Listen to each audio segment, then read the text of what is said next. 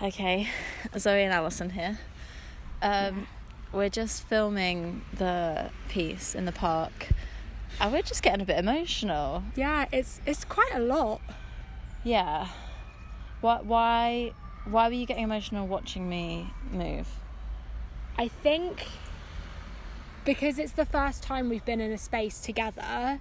Every time I've sent an object to you, I feel like I do my thing and then I give it away almost, and I leave that space. So however emotional I feel making it, it then gets passed on, and it's I'm out of the space. I'm left away from anymore. it. Yeah, and I've it's been gifted to someone else. And then Whereas when when I'm in the space, I'm there and I can see it, and I feel what I felt when I made it, and then I feel it and see it on another person, which is it's a strange feeling.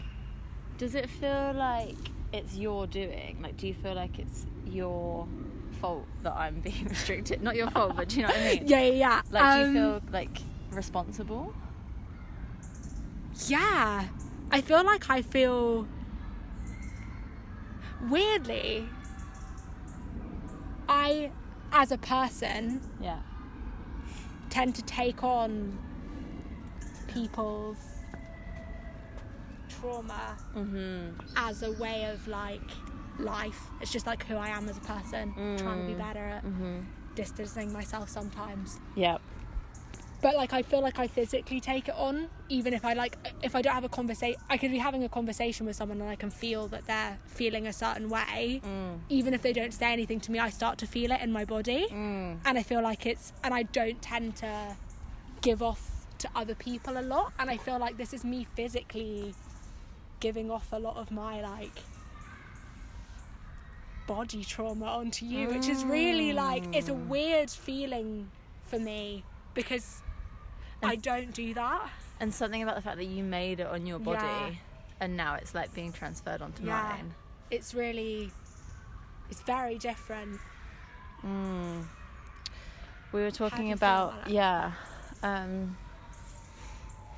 think for me it's I was just saying about the voluntary aspect, that I'm voluntarily subjecting myself to this. But then it's that dichotomy of but I ultimately still have agency to leave the situation and remove the sculpture whenever I want to. But it's something, I don't know, it just feels so sad. There's something so sad about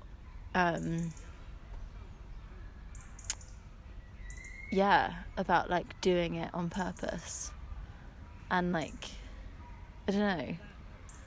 Yeah. Do you feel unsafe at all? Do I feel unsafe? No. Okay, good. No, I don't feel unsafe. I don't feel at risk. Yeah. Not at all. Okay. Because that's important.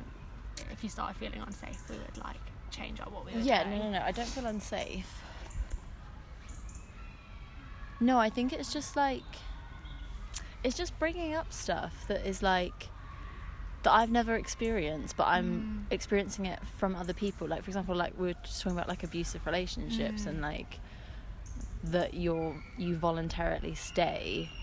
And I've never been in an abusive relationship, but I can already feel what that must feel like, or maybe I'm interpret a kind of physicality that could feel potentially feel like. Yeah, and that makes release, a lot of sense. that release is hugely emotional. I think that's why I got emotional. Was when I took it off, I was phew. And it's just especially because as dancers we're so in tune with our bodies anyway. The bodily corporeal feeling of space and being able to move as you wish it really felt the phrase oh, you've got it off your shoulders now. It really felt like I've literally got it off my shoulders. It's gone, and it was phew, I can leave that, and I can. You can feel the space feels changed. When I take it off. Physically, it's it's very big. It feels really important. And this energy. And I think for me it's like, you've asked me to do this task and I'm voluntarily doing the task, and that's fine, and I'm enjoying it. But like, the fact that you're stood there filming is like, I'm in the space, like I'm not under your power, under your control, but like there's something about that relationship, and then it's like I choose when to stop. Yeah, because you like I when we first started filming, I thought you might be like, okay, cut, like, but you haven't done any of that, and it's really been my decision when we stop. I feel like that kind of feels important as well, because I feel like for me, I feel like I have too much control. I'm like, oh, and I feel like there's a definite dynamic as soon as you put a camera there, and because like I am physically in the space, but you can't see me. I'm not looking at you. No, and like, oh, you mean behind the camera? Behind the camera, like you can't see that I'm there. And I do have a lot of control, because although you've got control of angles, you've got control of. I could stop filming. And I wouldn't know. And you wouldn't know. I think you did do that, yeah. I have done that a couple times where I've like zoomed in or like changed an angle or something. Yeah. At first I did it more. And then I was like, oh no, I don't like this. Again, because maybe I feel like I've got too much control over what's being seen. Yeah, how it's perceived as well, because I feel like. So maybe you've got control over the audience as well. I wonder how it will be perceived as a film a lot as well. That's what because I haven't watched any of the footage yet. And I've only watched it as it's like being live filmed. Yeah, you haven't watched it back. Yeah. And a lot of the time I look up from my camera because I'm like, I don't want to watch it. So you're not watching through the screen. Okay, cool. Because I'm like, but then that's an interesting, because we were talking about like this being a duet, and it's not even. It's like it's a trio if you add the camera in. It's quartet if you add the sculptures. You add the sculptures in. There's so many like external elements. We've now got trees. We've got people in the park walking past us.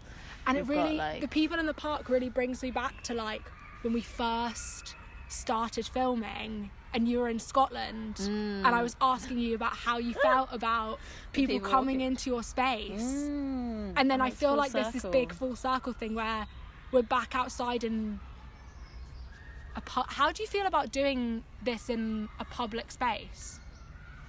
Because I know like the first improv was in a public space, and then since then we've been in private, and it's been in like it has been outside sometimes, but if it's outside it's in like on a balcony, or for me it's been in like a garden or something. Yeah, and my balcony, like there's neighbours nearby, but they don't really. Yeah. Luckily I think I was conscious of like someone finding me mid improv, but no one did. Yeah, I mean, when we first started filming this morning, I was super nervous. I was like, before Zoe pressed record, I was like, let's just wait for that man to walk past and then we'll start. I felt it too, though. I think I'm like, when I'm dancing, when I'm in it, I'm like, it's okay. I'm just like, I'm doing my thing. It looks weird, but like, whatever, we're artists, we get over it. And I think it's weird enough, or like, I think I'm bold enough in my movement that like people like go, okay, that's a thing that's happening over there. Yeah. Like, it's not like, who's that weirdo? It's like, okay, they're making a project. Like, they can see that you're filming me. They can see that, like, I'm a reasonable dancer, you know? Like, I kind of look like I know what I'm doing. Yeah. And I think that makes me confident, because for the most part, people will just leave me alone and just kind of get on with it. But I'm definitely conscious of, like, when someone walks in the park or walks past, or even if it's just in my periphery. Yeah. I don't think it affects the way I'm moving, because I'm so like, it's exactly what we were saying, like I'm so in the bodily exploration of it, because I'm like, I think if I was trying to remember choreography it would change it, but because I'm like, I don't know what move I'm going to do next, I'm having to like explore as I go, that my like 99% of my brain is on like the bodily experience and the sculpture, and like how do I move my arm when I've got a massive, like I can still feel that shoulder one. But only 1% of my brain is being used for like who's in the park, what else is happening around you. Because I think the task requires so much of my like not decision making, but like awareness or like exploration. You can see it. I mean, I personally can see it when you're moving as well. It feels like you can almost like see your brain working. It's like, but in a very kind of... I can feel it on my face. My face is like, how do I do that? But in a very kind of nice, like playful way. It doesn't feel like you're overthinking it. It feels like your body's kind of taking a bit of control over and just like and that's what's really nice as well about when you take it off. It's suddenly like I don't need to think anymore. It's I off. totally feel it. And I think like that's throw. part of the freedom is like the physical freedom but also the mental freedom. Like I can do anything, it doesn't matter what I'm doing. And I think that's like in my movement probably comes across, it probably looks crap because I'm just like flailing about. It looks really, it's because it's so much like limb and like body. There's so much body. I think in my head I'm like, well, I couldn't move that knee before and now I can, so I'm gonna like move it as much as possible. Like I'm gonna push it to the fullest extent because I can, whereas before I couldn't.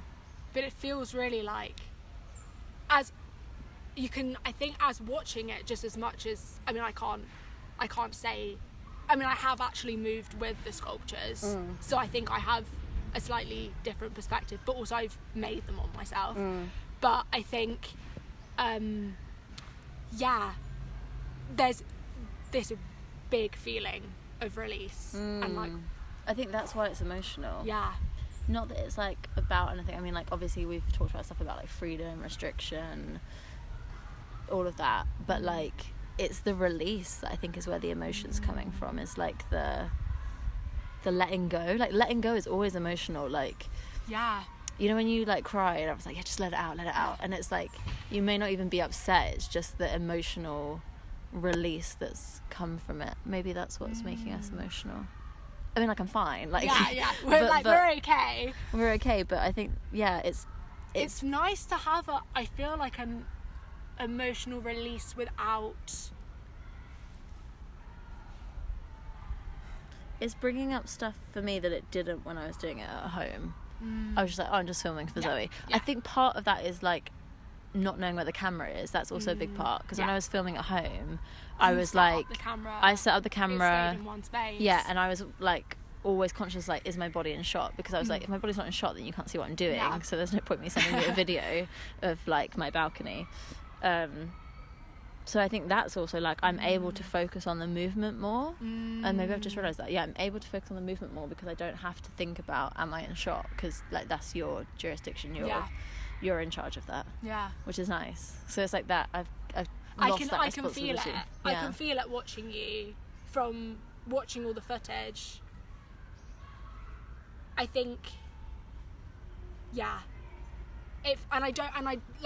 first I didn't know whether it was just because like I was in the space watching it now, so it felt different, but I feel like that is adding another person. I think us being in the same place it's really nice. Changed it. It's also really interesting in the like progression of the piece, considering we have been so far away from each other. Literally. like distance wise, like Devon to Scotland at one point. We've been like so far away, and to be in the same space for the first time in like 2 meters apart. 2 meters apart. We're being careful. Masks. I mean, not masks when we're filming, but and also to be by Siobhan Davis. Like we're outside, but we are like, and that's where we met, and like it's where we bonded, and like where our creative journey started. Proper emotion. It's it is. You're right. It's like there's a lot of full circle, because we actually wanted to film in the studio, but we couldn't have access to it today. So we were like, oh, we'll just do it in the park next door, and I think it's actually worked out better. Because there's a lot of other things that have come up because of it. And I think if we were in the studio, this would be so different. It would be so different. And I kind of like that we have been restricted into filming in a park. Because the of circumstances Corona, have restricted us. But it's also the weather is really beautiful today. It's beautiful and sunny. And like, I don't know, it feels like it feels like a good space. Feels good. And we were just really lucky as well with like, we came into the park and there were like all these low trees. I was like, oh, what if all the trees are really high and then we can't hang anything? Yeah. And it just like has worked out. But yeah, no, this thing about distance I think is so interesting, and how far away we were and how far some of these things have travelled, like physically, literally, in like from Devon to Scotland to London, yeah, on a train, in cars, in the post, in the post. Yeah, and the fact that like we've been so far apart and now we've kind of come back together. And we're here. Yeah. Filming together. Well, I hope you enjoyed our podcast. Okay, I'm going to stop. Yeah, go for it.